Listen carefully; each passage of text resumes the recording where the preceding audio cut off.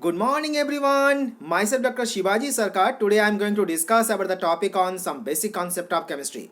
तो some basic concept of chemistry के अंदर आज मैं स्टेचियोमेट्री और स्टेचियोमेट्रिक कैलकुलेशंस के ऊपर डिस्कस करने वाला हूं और उसके साथ ही साथ मैं आज डिस्कस करने वाला हूं नीट एंड जेडब्ल्यू लेवल में स्टेचियोमेट्री एंड स्टेचियोमेट्रिक कैलकुलेशंस के ऊपर से कौन सी टाइप की न्यूमेरिकल पूछा जाते हैं। तो ये सभी के सभी पॉइंट डिस्कस करने से पहले और ये सभी पॉइंट जानने से पहले मैं सभी स्टूडेंट्स एंड सभी व्यूअर को मेरा चैनल डॉक्टर सरकार होम ट्यूशन में सभी को वेलकम करता हूं और उसके साथ ही साथ मैं सभी स्टूडेंट्स एंड सभी व्यूअर को रिक्वेस्ट कर रहा हूं इस वीडियो को आप लास्ट तक देखो, क्योंकि आप वीडियो को लास्ट तक नहीं देखोगे तो उस कंडीशन में आप वीडियो के अंदर जितने सारे न्यूमेरिकल मैं डिस्कस करने वाला हूं ये सभी के सभी न्यूमेरिकल आप समझ नहीं पाओगे। और उसके साथ ही साथ मैं सभी स्टूडेंट्स एंड व्यूअर को ये भी बोलना चाहता हूं लेक्चर एंड वीडियो को देखने से पहले प्लीज वीडियो को आप लाइक एंड कमेंट कर दो। और उसके साथ जो भी स्टूडेंट्स एंड व्यूअर ने मेरा बाकी लेक्चर एंड बाकी वीडियो को नहीं देखा, मैं इस लेक्चर की डिस्क्रिप्शन बॉक्स के अंदर सभी वीडियोस का लिंक मैं यहाँ पर शेयर कर रहा हूँ, तो इस लिंक को आप क्लिक करके भी बाकी वीडियोस को आप एंजॉय कर सकते हो। तो अभी हम लोग देख लेते हैं स्टेचियोमेट्रिक एंड स्टेचियोमेट्रिक कैलकुलेशंस क्या है और उसके साथ ही साथ हम लोग जान भी लेते हैं जो कौन सी टाइप के न्यूमेरिकल यहाँ से नीट एंड जेडब्ल्यू लेवल में पूछा जा सकते हैं। तो सबसे पहले हमें ये जानना है स्टेचियोमेट्रिक क्या है और उसके साथ ही साथ हमें ये भी जानना है स्टेचियोमेट्रिक कैलकुलेशंस क्या है और उसका यूजेस क्या है। So stoichiometry means the word stoichiometry is derive from the Greek word stoicheion meaning element and metron meaning measure. Stoichiometry that deals with the calculation of mass of the reactant and product involved in a chemical reactions. That means यहाँ पर हम लोग ये जान पा रहे हैं जो स्टेचियोमेट्रिक ऐसे प्रोसेस है और ऐसे कैलकुलेशन है जिससे हम लोग क्या फाइंड आउट कर सकते हैं, जिससे हम लोग जो केमिकल रिएक्शंस हो रहा है उस केमिकल रिएक्शंस के अंदर जो रिएक्टेंट एंड प्रोडक्ट है उसकी मास कितना है उसे हम लोग फाइंड आउट कर सकते हैं by the help of stoichiometry और by the help of stoichiometric calculation. So before understanding how the calculation of the amount of reactant required or the product produced in the chemical reaction, let us study what information is available from the balancing the chemical reactions। क्योंकि हम लोग जानते हैं जब भी हम लोग कोई केमिकल रिएक्शंस करते हैं सो केमिकल रिएक्शंस करने के बाद उस केमिकल रिएक्शंस को जो हम लोग रिप्रेजेंट करते हैं तो उसको रिप्रेजेंट कैसे करते हैं, हम लोग रिप्रेजेंट करते हैं केमिकल रिएक्शंस को by the help of some equation. लेकिन इक्वेशन लिखने के बाद भी हम लोग क्या करते हैं, हम लोग इसे बैलेंस करते हैं और आप लोग ऑलरेडी जानते हो जो केमिकल रिएक्शंस लिखने के बाद उसे बैलेंस क्यों किया जाते हैं। तो यहाँ पर और इस पॉइंट पे मैं अभी आपको एग्जाम्पल से उसे समझाता हूँ और उसे आपको समझाने की कोशिश करते हैं। तो अभी जैसे देख सकते हैं यहां पर हम लोग ये केमिकल रिएक्शंस देख पा रहे हैं, जिस केमिकल रिएक्शंस में हम लोग ये देख रहे हैं जो मीथेन यहां पर ऑक्सीजन के साथ रिएक्शंस कर रहा है और रिएक्शंस करने के बाद यहां पर वो carbon dioxide and water molecule को जनरेट कर रहा है। तो जब हम लोग इस केमिकल रिएक्शंस को लिखेंगे तो इसे हम लोग कैसे लिखेंगे, by the help of some equation, और जो इक्वेशन हम लोग यहां पर ऑब्जर्व कर पा रहे हैं जैसे मैंने अभी बोला इक्वेशन लिखने के बाद हमारा मेन एम क्या होते हैं, जो हम लोग केमिकल रिएक्शंस को बैलेंस करें। तो बैलेंस करने के लिए हम लोग यहां पर क्या देख पा रहे हैं, जो यहां पर लेफ्ट हैंड साइड में जो रिएक्टेंट है और राइट हैंड साइड में जो प्रोडक्ट है इसको क्या कर देना है, इसे दोनों को हमें इक्विमोलाल में लेके जाना है, इसका इक्वल कर देना है। दैट मीन्स यहाँ पर हम लोग देख पाते हैं कार्बन की क्वांटिटी 1 है तो यहाँ पर भी कार्बन की क्वांटिटी 1 है, तो इसीलिए हमें इसे बैलेंस करने की जरूरत नहीं है। लेकिन हम लोग देख सकते हैं यहाँ पर हाइड्रोजन की क्वांटिटी 4 है लेकिन यहाँ पर हाइड्रोजन की क्वांटिटी 2 है, इसीलिए हम लोग इसको बैलेंस करने के लिए 2 से इसे मल्टीप्लाई कर रहे हैं और 2 को यहाँ पर डाल रहे हैं तो यहाँ पर हमारा वो बैलेंस हो जाएंगे। लेकिन जब 2 को हम लोग यहाँ पर डालेंगे तो यहाँ पर ऑक्सीजन कितने हो जाएंगे, ऑक्सीजन यहाँ पर हो जाएंगे 2 and 2 that means 4। लेकिन यहां पर हमें ऑक्सीजन को बैलेंस करने के लिए हम लोग क्या करेंगे, ऑक्सीजन के पहले हम लोग यहां पर 2 को डाल देंगे तो हमारा यहां पर बैलेंस हो जाएंगे। तो यहां पर हम लोग कैसे बैलेंस करते हैं यहां पर हम लोगों ने देख लिया। तो यहां से हम लोग ये कंक्लूजन निकाल सकते हैं जब हम लोग मीथेन मॉलिक्यूल के साथ ऑक्सीजन को रिएक्शंस कर रहे हैं तो इस रिएक्शंस के अंदर जो मीथेन एंड ऑक्सीजन जो दो है ये हमारा रिएक्टेंट है और कार्बन डाइऑक्साइड एंड वाटर जो है ये हमारा प्रोडक्ट है।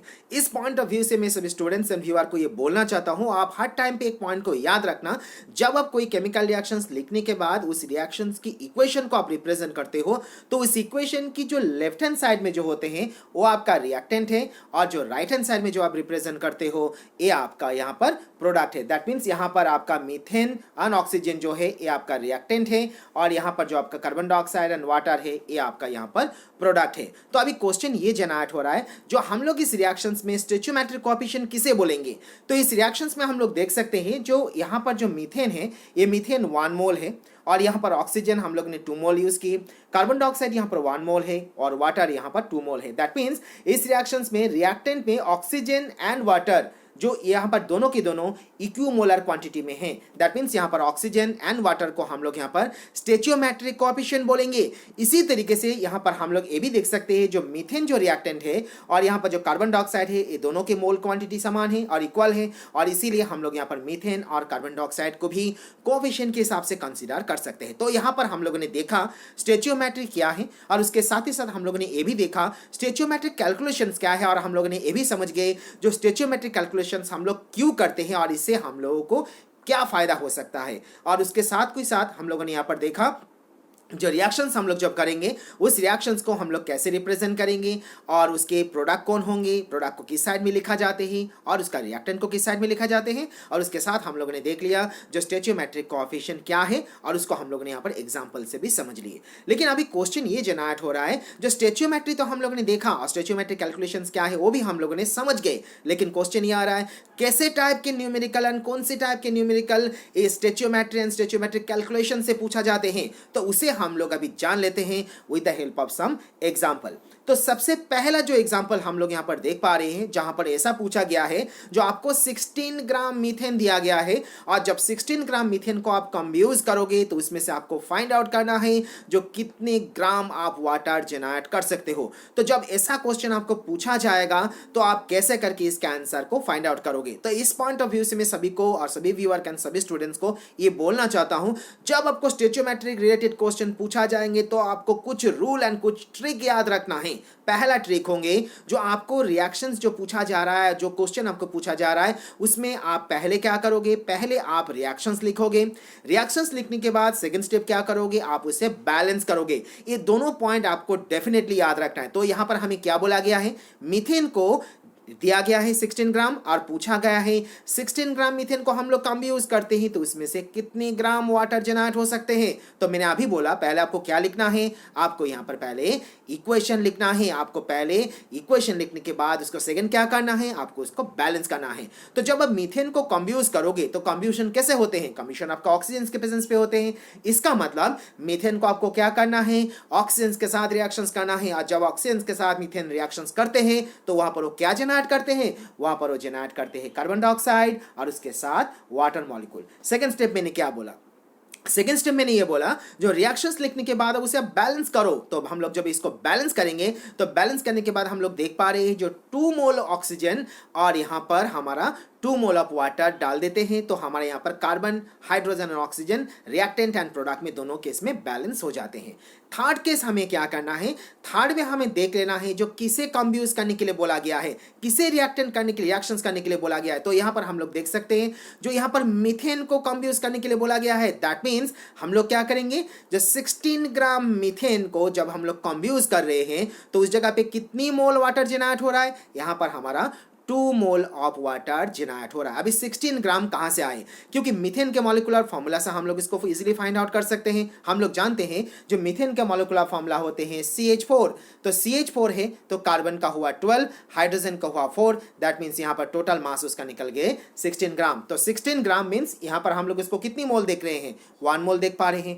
That means 16 gram, that means 1 mole methane से हम लोग 2 मोल ऑफ वाटर जनरेट कर सकते हैं। तो 1 ग्राम कितना जनरेट करेंगे, 2/16। तो 16 ग्राम यहाँ पर क्वेश्चन पेपर में दिया गया है, तो 16 ग्राम कितना जनरेट करेंगे, तो हम लोग यहाँ पर देख सकते हैं 2/16 इंटू 16 इज इक्वल टू हो जा रहा है हमारा 2 मोल।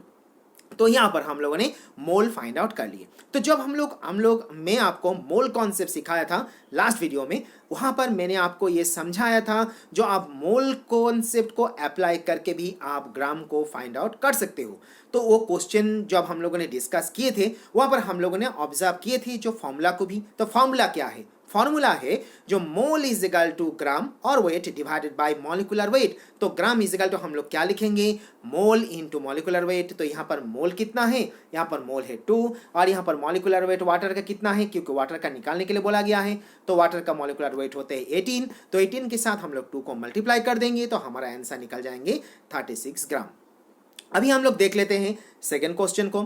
जैसे सेकेंड क्वेश्चन में पूछा गया है, जो आपको यहाँ पर क्या करना है, आपको यहाँ पर 22 ग्राम कार्बन डाइऑक्साइड को कंप्यूज करना है। और जब कंप्यूज करोगे तो उस जगह पे बोला जा रहा है जो मीथेन कितनी मोल जरूरत है। देखो यहाँ पर हमें पूछा जा रहा है जो मीथेन कितनी मोल जरूरत है, और इसीलिए क्वेश्चन को हम लोग ऑब्जर्व कर सकते हैं जो how many mole of methane are required to produce the 22 gram of carbon dioxide after the combustion. तो यहाँ पर हमें क्या रूल अप्लाई करना है, मैंने आपको क्या बोला अभी, पहले आप रिएक्शंस लिखो, रिएक्शंस लिखने के बाद उसे आप बैलेंस करो। तो पहले हम लोग रिएक्शंस लिखेंगे, तो हमें क्या रिएक्शंस लिखना है, हमें पहले मीथेन के साथ ऑक्सीजन को रिएक्शंस कर देना है। जब रिएक्शंस करेंगे तो उस जगह पे हम लोगों ने देखा कार्बन डाइऑक्साइड बनेंगे और उसके साथ ही साथ वो वाटर मॉलिक्यूल को भी जनरेट कर देंगे। तो जब हम लोग रिएक्शंस लिख लेंगे, रिएक्शंस लिखने के बाद हम लोग क्या करेंगे, सेकंड स्टेप हमारा क्या होंगे, उसे बैलेंस करना। तो अभी हम लोगों ने नंबर 1 पे जो क्वेश्चन नंबर 1 मैंने आपको डिस्कस किया, वहां पर मैंने आपको बैलेंस करके दिखाया। तो यहाँ पर भी आपको सेम बैलेंस कर लेना है।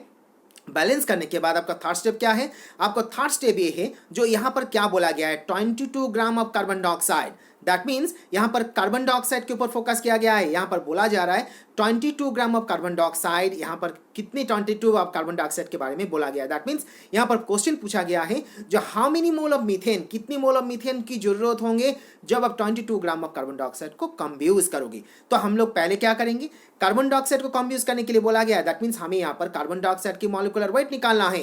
कार्बन डाइऑक्साइड के मॉलिक्यूलर वेट कितने होते हैं, कार्बन का होता है 12, ऑक्सीजन यहाँ पर 2 है, मतलब यहाँ पर हम लोग क्या करेंगे, हम लोग ऑक्सीजन 2 है, मतलब यहाँ पर हम लोग इसका मॉलिक्यूलर मास कितना फाइंड आउट कर लेंगे, यहाँ पर मॉलिक्यूलर मास हम लोग निकाल पाएंगे 44 ग्राम। तो 44 ग्राम that means 1 mole of methane, 1 mole of carbon dioxide यहाँ पर हम लोग देख सकते हैं, जिसे हम लोग कंब्यूज करने के बाद वो कितनी मोल मीथेन को जनरेट कर रहा है, 1 मोल ऑफ मीथेन को जनरेट कर रहा है, जो हम लोग रिएक्शंस में देख सकते हैं। तो क्वेश्चन पेपर में क्या बोला गया है, 22 ग्राम कार्बन डाइऑक्साइड को कंप्यूज करेंगे तो कितनी मोल मीथेन को जनरेट करेंगे। That means 1/44 × 22 is equal to होता है हमारा 0.5 मोल। अभी मैंने आपको बोला जब आप मोल निकालते हो तो मोल से भी आप चाहो तो ग्राम निकाल सकते हो। तो क्वेश्चन पेपर में यहाँ पर मोल निकालने के लिए बोला गया है, तो आप यहाँ पर आंसर 0.5 तक आपका आंसर निकल जाएंगे। लेकिन मान लेते हैं इसी क्वेश्चन को मोल ना पूछ के इसको ग्राम में बोला जाए, तो आप क्या करोगे, उस जगह पे आप क्या करोगे, इस मोल को ग्राम में कन्वर्ट कर दोगे। और ग्राम में कन्वर्ट करने के लिए आप क्या करोगे, फॉर्मूला अप्लाई करोगे। कौन से फॉर्मूला अप्लाई करोगे, mole is equal to gram by molecular weight. That means gram is equal to हो जाएंगे mole into molecular weight. That means यहाँ पर 0.5 के साथ आप यहाँ पर 16, यहाँ पर आपका वाटर का मॉलिक्यूलर वेट को मल्टीप्लाई कर दोगे तो आपका आंसर यहाँ पर निकल जाएंगे 8 ग्राम। तो यहाँ पर हम लोग क्वेश्चन नंबर 2 को भी देख लिए। अभी हम लोग देख लेते हैं क्वेश्चन नंबर 3। क्वेश्चन नंबर 3 में क्या बोला गया है, what amount of silver chloride is form by action of 5.850 gram of NaCl on excess of silver nitrate. तो यहाँ पर भी हमें सेम रूल अप्लाई करना है।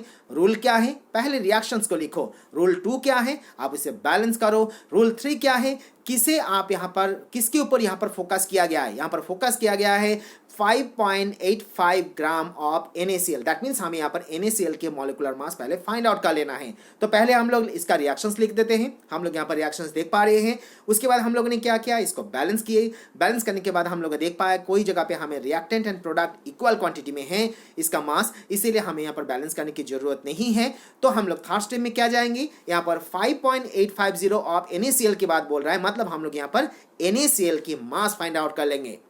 और हम लोग जानते हैं NaCl के मॉलिक्यूलर मास कितनी होते हैं, 58.5। That means 58.5 gram of NaCl require होते हैं तो produce the 1 mole of AgCl। तो 1 ग्राम कितना करते हैं, 1/58.5। तो यहाँ पर क्वेश्चन पेपर में क्या बोला गया है, 5.850 ग्राम कितना जनरेट करेंगे, 1/58.5 इंटू 5.850। तो यहाँ पर हमारा आंसर निकाल रहा है 0.1 मोल। तो यही कॉन्सेप्ट को अप्लाई करके हम लोग इसका वेट भी निकाल सकते हैं, क्योंकि यहाँ पर क्वेश्चन में पूछा गया है वेट फाइंड आउट करो। तो मोल इज इक्वल टू आप क्या करोगे, weight by molecular weight. That means हम लोग यहाँ पर वेट और ग्राम इज इक्वल टू हम लोग लिख सकते हैं मोल इनटू मॉलिक्यूलर वेट। तो मोल हमारा कितना निकला, 0.1 मोल निकले। और मॉलिक्यूलर वेट कितना है, हम लोग जानते हैं यहाँ पर हमें मॉलिक्यूलर वेट सिल्वर क्लोराइड के फाइंड आउट करना है। सिल्वर क्लोराइड के मॉलिक्यूलर वेट होते हैं 143.5, इसे हम लोग मल्टीप्लाई कर देंगे तो हमारा आंसर निकल जाएंगे 14.35 ग्राम। तो यहाँ पर हम लोग ने देखा थर्ड नंबर क्वेश्चन को, और उसको हम लोग देख भी लिए। ऐसा क्वेश्चन आपको पूछा जाएंगे तो आप क्वेश्चन को किस तरीके से सॉल्व करोगे। अभी हम लोग देख लेते हैं क्वेश्चन नंबर 4 को। क्वेश्चन नंबर 4 के साथ हम लोग जब क्वेश्चन नंबर 1 2 3 का कंपैरिजंस करेंगे तो यहाँ पर हम लोग थोड़ा बहुत डिफरेंशिएशन देख पाएंगे। क्या डिफरेंशिएशन देखेंगे? क्वेश्चन नंबर 1 2 3 में कोई भी जगह पे मैंने एनटीपी एसटीपी वर्ड यूज नहीं किया गया है। यहाँ पर हम लोग देख सकते हैं जो यहाँ पर एसटीपी वर्ड यूज किया गया है, और यहाँ पर वेट फाइंड आउट करने के लिए नहीं बोला गया है, यहाँ पर मोल फाइंड आउट करने के लिए भी नहीं बोला गया है, यहाँ पर वॉल्यूम फाइंड आउट करने के लिए बोला गया है। और क्वेश्चन में क्या बोला गया है? at 100 degree Celsius for complete the combustions of 3 gram ethane require the volume of oxygen and produce the carbon dioxide at STP। तो यहाँ पर भी हम लोग सेम रूल अप्लाई करेंगे और थोड़ा बहुत यहाँ पर मॉडिफिकेशन है, थोड़ा बहुत हमें यहाँ पर चेंज करना है। क्या चेंज करना है मैं आपको अभी एग्जाम्पल से समझाता हूँ, आप इसे अच्छे तरीके से देख लो। तो सबसे पहले यहाँ पर क्या करना है, हमें रिएक्शंस लिखना है। सेकंड स्टेप क्या करना है, हमें उसे बैलेंस करना है। तो हम लोग पहले रिएक्शंस को लिख लेंगे। तो रिएक्शंस क्या है, यहाँ पर इथेन है, ऑक्सीजन के साथ रिएक्शंस करो तो वो क्या जनरेट करेंगे, कार्बन डाइऑक्साइड एंड वाटर। उसे उसके बाद बैलेंस करो। हम लोग यहाँ पर बैलेंस कर रहे हैं। हम लोग इथेन के सामने 2 मोल, ऑक्सीजन के सामने 7 मोल, कार्बन डाइऑक्साइड के सामने 4 मोल एंड वाटर के सामने 6 मोल डाल रहे हैं। तो यहाँ पर हम लोग बैलेंस कर लिए। उसके बाद हमें क्या करना है, उसके बाद हमें यहाँ पर मोल को फाइंड आउट कर लेना है। तो जब हम लोग मोल को फाइंड आउट करेंगे तो मोल किसका मोल को हमें फाइंड आउट करना है, क्योंकि यहाँ पर 3 ग्राम इथेन के बारे में बोला गया है, मतलब हम लोग यहाँ पर 3 ग्राम इथेन बोल रहा है, मतलब हम लोग यहाँ पर इथेन की मोल को फाइंड आउट कर लेंगे। तो मोल फाइंड आउट करने के लिए फॉर्मूला क्या है, weight divided by molecular weight. तो वेट कितना है यहाँ पर 3 ग्राम, और इथेन का मॉलिक्यूलर वेट कितना होता है 30। तो यहाँ पर हम लोग 3/30 कर देंगे तो हमारा आंसर निकल जाएंगे 0.1 मोल। तो अभी 0.1 मोल हमारे निकल गए। तो अभी क्वेश्चन में पूछा गया था जो रिक्वायर मोल ऑफ ऑक्सीजन कितना होना है और require mole of carbon dioxide कितना होना है एट एसटीपी। तो हम लोग यहाँ पर क्या करेंगे, जो मोल हमारा निकला उस मोल से हम लोग आंसर को फाइंड आउट करेंगे। तो कैसे फाइंड आउट करेंगे, यहाँ पर हम लोग देख सकते हैं जो यहाँ पर ऑक्सीजन का हम लोगों ने कितनी मोल लिए थे, ऑक्सीजन हमारा 7 मोल लिए थे, और यहाँ पर हम लोग ऑक्सीजन के साथ किसका रिएक्शंस कर रहे थे, इथेन का रिएक्शंस कर रहे थे। इसीलिए यहाँ पर हम लोग 7/2 और यहाँ पर मोल कितना निकला 0.1 मोल निकला, इसीलिए 0.1 के साथ इसे मल्टीप्लाई कर देंगे तो यहाँ पर हमारा आंसर 0.35 मोल निकल जाएंगे। और जो 0.35 मोल निकल रहा है इसे अभी एसटीपी में बोल रहा है, इसीलिए हम लोग क्या करेंगे, इस आंसर को 22.4 के साथ मल्टीप्लाई कर देंगे तो हमारा आंसर निकल जाएंगे 7.85। तो अभी क्वेश्चन आ रहा है जो हमें यहाँ पर require mole of carbon dioxide निकालना है। तो हम लोग देख लेते हैं कार्बन डाइऑक्साइड कितनी मोल है, 4 मोल है, और यहाँ से कहाँ से निकालने के लिए बोला गया है, इथेन से। तो इसीलिए हम लोग लिखेंगे 4/2 इंटू 0.1, तो हमारे यहाँ पर मोल निकाल रहा है 0.2 मोल। और इसी में यहाँ पर भी सेम रूल अप्लाई होंगे, यहाँ पर एसटीपी में बोला गया है, इसीलिए हम लोग इसको क्या करेंगे 22.4 के साथ इसे मल्टीप्लाई कर देंगे तो आंसर हमारा निकल जाएंगे 4.48 लीटर। तो यहाँ पर हम लोगों ने देखा क्वेश्चन नंबर 4 को, और हम लोगों ने यहाँ पर समझ भी गए जब ऐसा क्वेश्चन आपको पूछा जाएंगे तब इसका आंसर को किस तरीके से करोगे। अभी हम लोग देख लेते हैं क्वेश्चन नंबर 5 को। क्वेश्चन नंबर 5 में ऐसा बोला जा रहा है, in the following reactions if the 10 gram of hydrogen with nitrogen what will be the volume of ammonia at STP. जहां पर एक रिएक्शन दिया गया है, यहां पर भी हमें सेम रूल अप्लाई करना है। रूल नंबर 1 क्या है, आपको पहले रिएक्शंस लिखना है। रूल नंबर 2 क्या है, आपको बैलेंस करना है। उसके बाद क्या है, आपको देखना है यहाँ पर किसके साथ रिएक्शंस करने के लिए बोला गया है, यहाँ पर रिएक्शंस 10 ग्राम हाइड्रोजन के साथ बोला गया है। दैट मीन्स यहाँ पर हमें रिएक्शन से देख लेना है, जो यहाँ पर रिएक्शन से हमें देख लेना है जो यहाँ पर कितनी ग्राम हाइड्रोजन यूज किया गया है। तो हम लोग यहाँ पर रिएक्शंस ऑलरेडी दिया गया है, इसलिए रिएक्शंस लिखने की जरूरत नहीं है। बैलेंस भी किया गया है, इसलिए बैलेंस करने की भी जरूरत नहीं है। तो हमें सिंपली निकाल लेना है जो इसका ग्राम कितना है, मतलब हाइड्रोजन की ग्राम कितना है। तो रिएक्शंस में हम लोग देख सकते हैं जो 6 ग्राम यहाँ पर हाइड्रोजन यूज हुआ है, दैट मीन्स यहाँ पर 3 मोल यूज हुआ है। That means 6 gram of hydrogen produce करते हैं 2 मोल ऑफ एमोनिया को। तो यहाँ पर 10 ग्राम कितना करेंगे, 2/6 इंटू 10, दैट मीन्स 10/3 ग्राम। तो यहाँ पर 10/3 मोल जो हम लोग निकाल रहे हैं, तो यहाँ से भी हम लोग क्या कर सकते हैं, हम लोग यहाँ पर वॉल्यूम को फाइंड आउट कर सकते हैं। अभी तक मैंने जितना भी आपको दिखाया 1 से लेकर 4 तक, तो यहाँ पर 1, 2 एंड 3 में मैंने आपको ग्राम से निकालना सिखाया, और जो मैंने जो क्वेश्चन नंबर 4 पे दिखाया वहाँ पर मैंने आपको क्या दिखाया, एसटीपी में निकालना सिखाया, और यहाँ पर मैं आपको दिखा रहा हूँ वॉल्यूम कैसे निकालोगे। तो मैंने मोल कॉन्सेप्ट पार्ट में मैंने आपको डिस्कस किया था, और मोल कॉन्सेप्ट के लिए मैंने आपको ट्रिक भी दिखाया था, और जो भी स्टूडेंट्स ने नहीं देखा वो ट्रिक को फिर से आप डिस्क्रिप्शन बॉक्स में दिया गया है उसका लिंक, उसको क्लिक करके आप उसको फिर से एक बार देख लो। तो मोल से हम लोग वॉल्यूम को भी फाइंड आउट कर सकते हैं, और उसका रूल क्या है, मोल इज इक्वल टू होते हैं वॉल्यूम बाई 22.4 था। वॉल्यूम इज इक्वल टू क्या होगा, मोल इंटू मोल के साथ हम लोग क्या कर देंगे, मोल के साथ हम लोग यहाँ पर 22.4 को मल्टीप्लाई कर देंगे, और हमारा मोल यहाँ पर कितना निकला, यहाँ पर मोल निकला 10/3, और इसके साथ 22.4 को मल्टीप्लाई कर देंगे तो हमारा आंसर निकल जाएंगे 74.67 लीटर। तो अभी देख लेते हैं क्वेश्चन नंबर 6 को। क्वेश्चन नंबर 6 में भी एक रिएक्शन दिया गया है, और उसके साथ उसको बैलेंस भी किया गया है, जहां पर आपको और बैलेंस करने की जरूरत नहीं है। तो इस जगह पे आपको ऐसा पूछा जा रहा है, if 14 gram of lead oxide react according to the above reaction, and how many mole of lead or the gram of lead are form.